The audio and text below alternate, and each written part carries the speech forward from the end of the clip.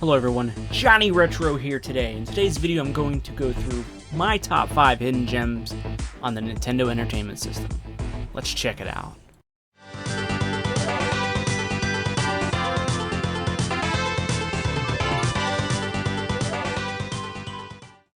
Number 1. Knight Rider. Released in 1988, Knight Rider is a racing video game that was released for the Nintendo Entertainment System, that is loosely based on the television show of the same name. The gameplay is simple. There are 15 cities that are featured, starting with San Francisco and ending in Los Angeles. KITT can be upgraded with more fuel and shield capacities. It can also have its top speed upgraded and how many lasers and missiles it starts out with. In the first 6 missions, there are allies, represented by Night Trucks who will give you a power-up. In mission mode, terrorists have raided the US military site. Only a man in his robotic car can chase them across the United States to stop their evil plan. A time limit helps out, but pressure on the player as he attempts to defeat the terrorist forces. There are 3 types of vehicles in this mode. Red, which is enemies, blue are civilians, and yellow are enemies who carry power-ups. KITT has structural shielding. However, the vehicle is considered destroyed if it repeatedly crashes or enemy gunfire depletes the shielding. Despite the non-violent premise of the television show, Mission Mode makes use of its firearms as a way to enhance gameplay. Similar to road blasters, shooting non-combatant vehicles like civilians deducts from the timer, making the completion of a level more difficult. After every 3rd level, Devon will offer the player a password that can be used to resume the journey from that point. I had a lot of fun with this game when I was a kid, and years later it seems very dated, but still very, very fun. Number 2. Heavy Barrel.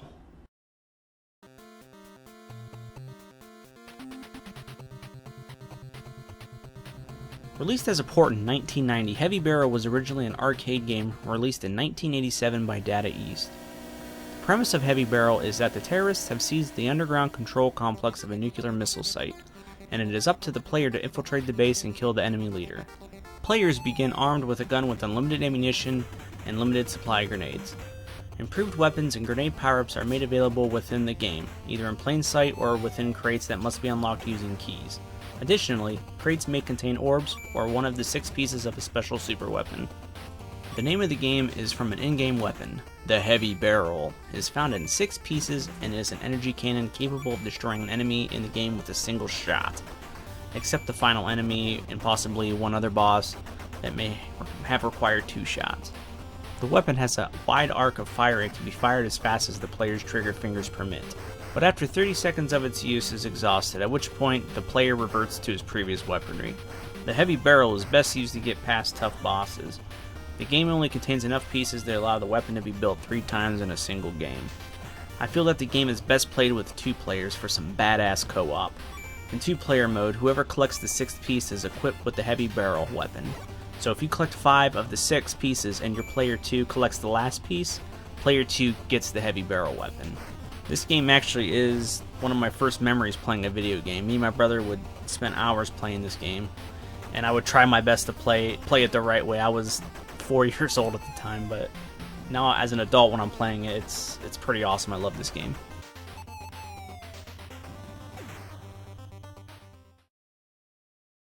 Number 3. Teenage Mutant Ninja Turtles 2, the arcade game.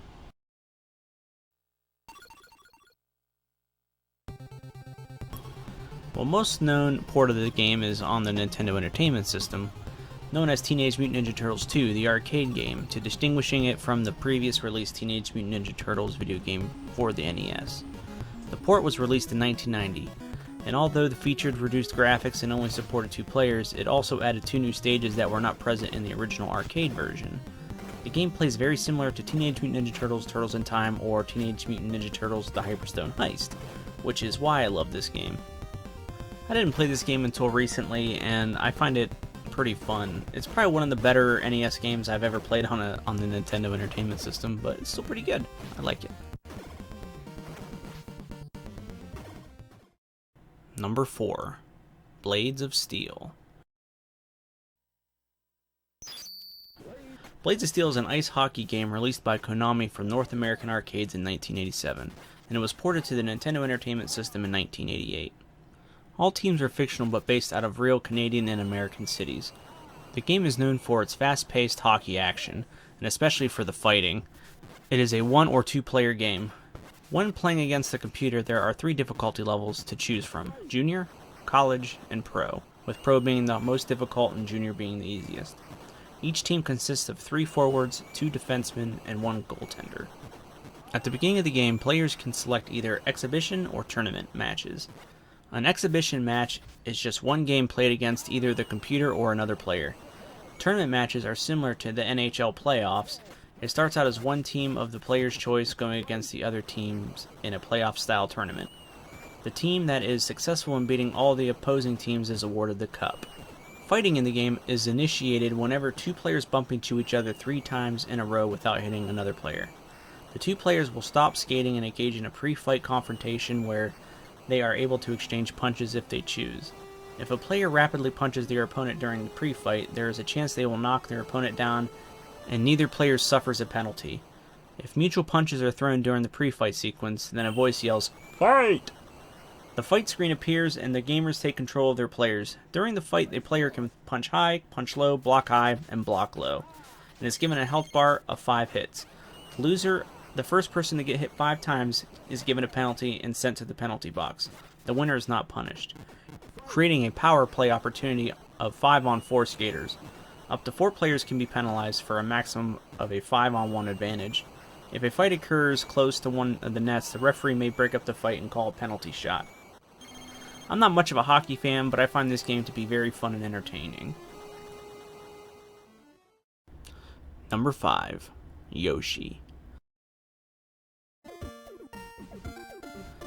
Yoshi is a puzzle game developed by Game Freak and published by Nintendo. The game was released for the Nintendo Entertainment System and Game Boy. Both versions were first released simultaneously in Japan in 1991, and then released in all other regions the following year.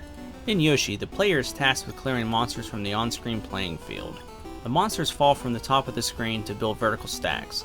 The player must prevent a stack from growing too high such that it exits the playfield. In order to do so, the player swaps and moves the stacks about such that falling monsters collide with identical monsters stationed atop of the stacks, causing them to be removed from play. Yoshi offers both scoring-focused single-player mode and a competitive 2-player mode, as a falling block game in which the player is given a playing field that is divided into 4 columns. The objective is to match Yoshi egg shells to hatch them and prevent the 4 stacks, which pile up from the falling monsters, from growing too tall. The player character Mario swaps the stacks around such as the falling monsters will be eliminated by coming into contact with the blocks they match. I remember getting this game a long time ago for Christmas. I remember playing it, and it was funny because I acted like I knew how to play it. I had no idea how to play it. So I was literally moving Mario around, I pretty much lost every time. But as an adult now I'm playing it, I understand the concept, and it's pretty fun. It's a nice relaxing game just to chill around and have fun with.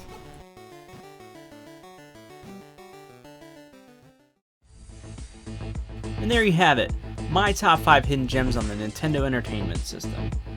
Some of these games I've played as early as I can remember. I had it on the Nintendo when I was 4 or 5 years old, and the other titles I haven't played until my adulthood. Like games like Knight Rider, Yoshi, Heavy Barrel, I remember as a kid playing these.